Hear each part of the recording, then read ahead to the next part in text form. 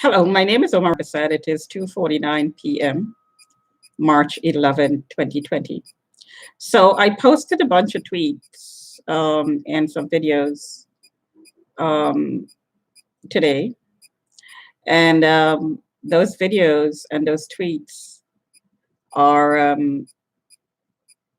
indicate part of the ongoing experiment that's going on in the building. So here is what I was updated about the experiment. So I was intercepted this morning by somebody who had the contract to surveil me remotely. The interception took place, which meant that somebody registered me back, and another person who I'm passed along to took me back out. And he has the contract, or they have the contract. There could be multiple people. And the harassing comments outside the window is part of the framing and the setting up that is done in order to fill the envelope that is open, because there are new flags and there are new contracts. So the flagging is based on my responses to being harassed and lied upon. So when I tweet, I reflect the truth. But the program that I'm in demands that my voice be suppressed. So when I speak up, as I'm doing right now, there is always a program that counters it. It has to be neutralized. So the flag and excuse me, the my responses are used to flag me, and then the flag is used to bring me back up. And when that's done, the new envelope is going to neutralize anything positive that I have to say, or any clarifications about lies being told about me that I've talked about. It neutralizes it. So if I've demonstrated, I'll give you an example of not only neutralizing lies, but of degrading your ability. If, for instance, I posted a video in which I ad-libbed, like I'm doing right now, and I did it well, there's going to be a meeting, an immediate meeting, that discusses how my the positive aspect of what I did could be neutralized, because I am in an enslavement program. So a slave is not allowed to shine. So anything positive that you demonstrate has to be degraded. You have to be brought back down. You have to be kept on a certain level, in a servile position. So the comments outside the window, I heard, and it wasn't captured too well in the videos, but I could hear it clearly, and I'm about 30 feet away from where it's being said, and my window is just open about 4 inches. And I could still hear it clearly. One of the comment was, "She's a mentally retarded whore," and that was made to the worker by a patron in the loading dock. One of the many comments that's being made. These comments are meant to make me feel degraded, make me feel humiliated, make me feel ashamed, and I'm meant to internalize them. As you may have noticed, it does just the opposite, because the people who are saying it are mentally degraded, are retarded, because it would take a retarded person a chipped person, a program person, a mentally, a mind control person who's not very sharp mentally, to enroll themselves in a program and to take part in a program like this, knowing or not realizing that they themselves are being criminalized and they themselves are being targeted and they themselves are being mind controlled and being operated on. What they do to the target is being done to them. Or maybe they realize it and they don't care. They're not smart enough to give a damn and they're getting paid for it. So maybe that's another reason. So what I'm saying here then is indication of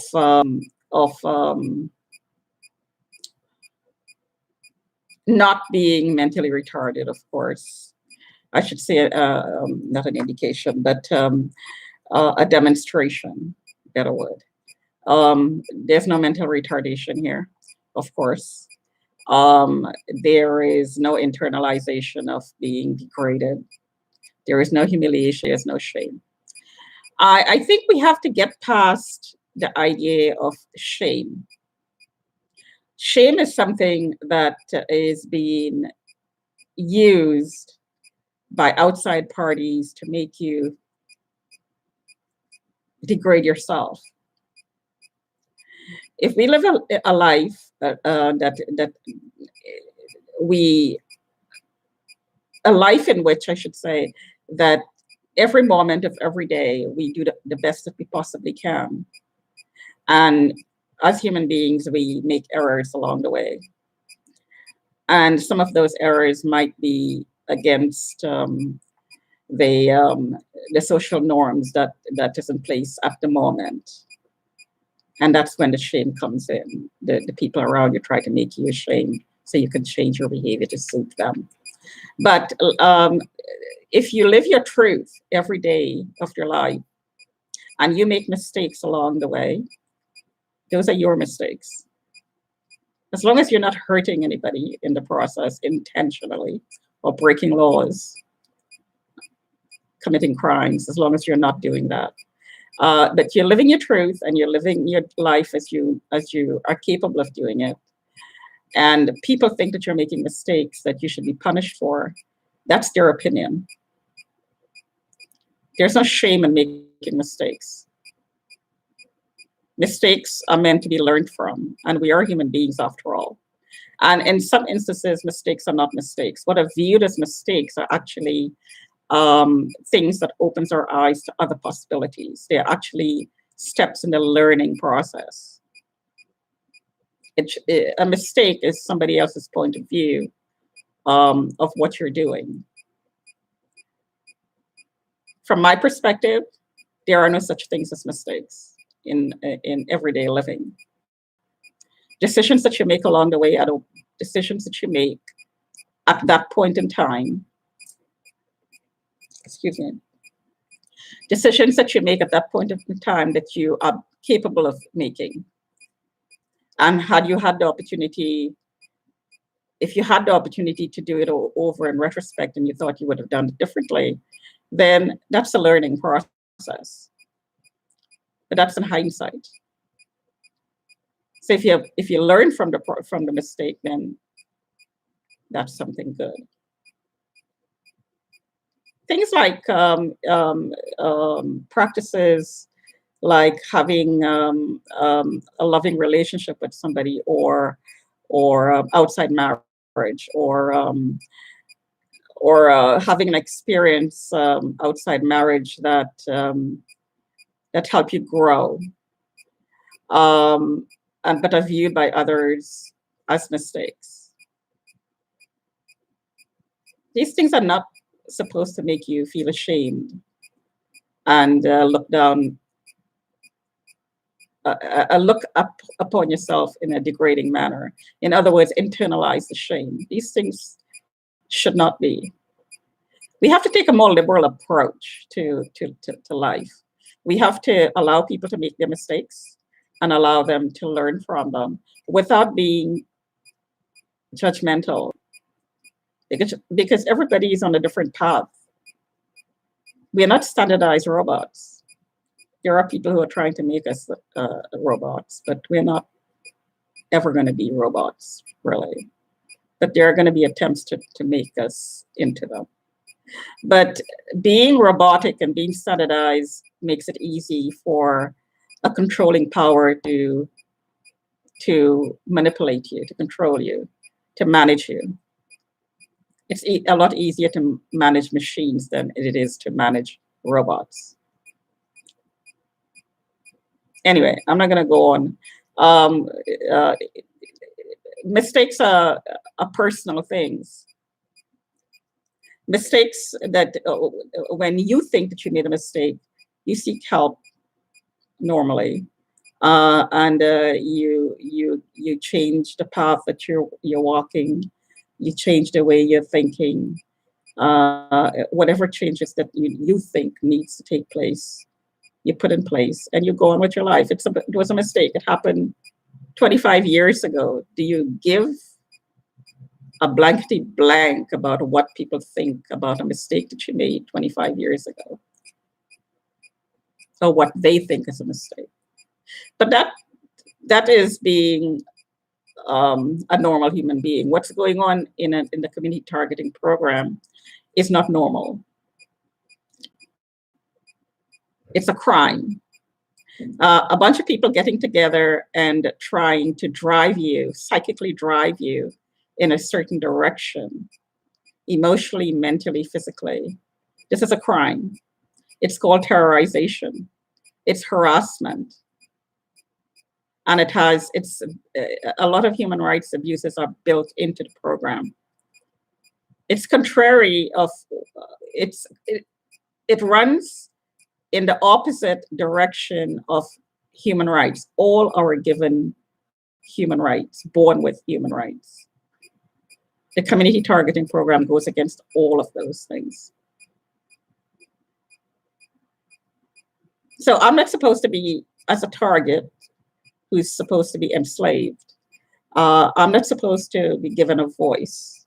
So suppression of my voice is a deliberate factor in the program. It's done deliberately by the perpetrators on all levels. Anybody who is taking part in this, the people who are infiltrated, one of the agenda is to suppress my voice.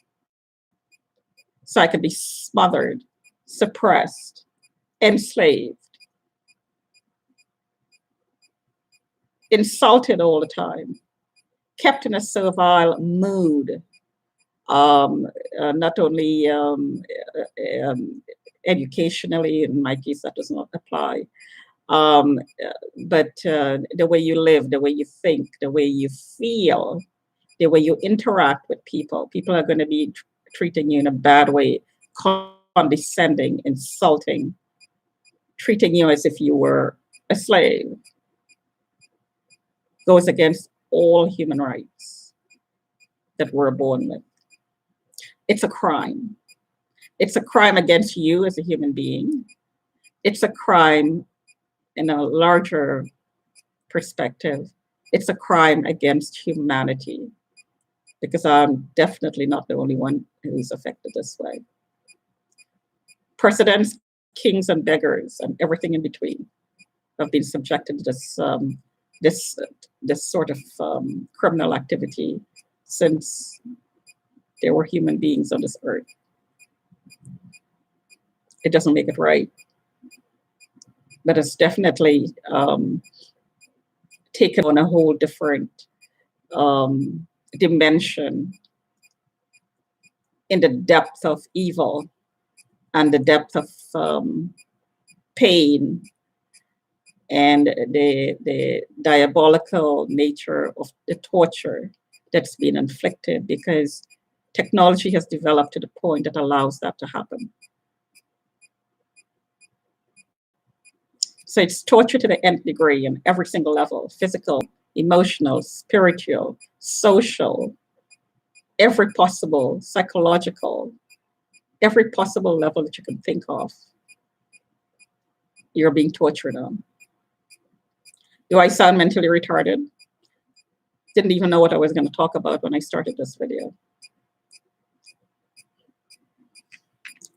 So there are lies, of course, there are lies. And there is no emergency here either. Talk to you another time.